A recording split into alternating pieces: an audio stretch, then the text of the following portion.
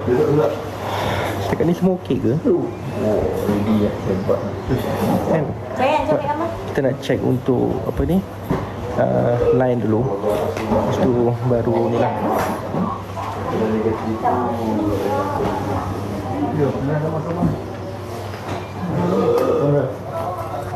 Pinjam lagi murah. Nak punya? Yang saling ni saling. Punya Vivo, punya iPhone my one Android. Boleh.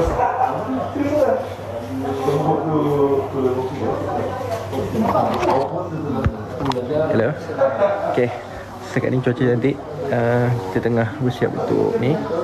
Doakan semua sampailah ke atas supaya kita dapat sijil berwarna kali kedua.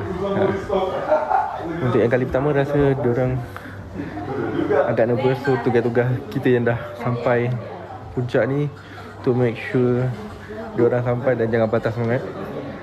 Keep going je. Apa pun jadi, teruskan melangkah, make sure sampai.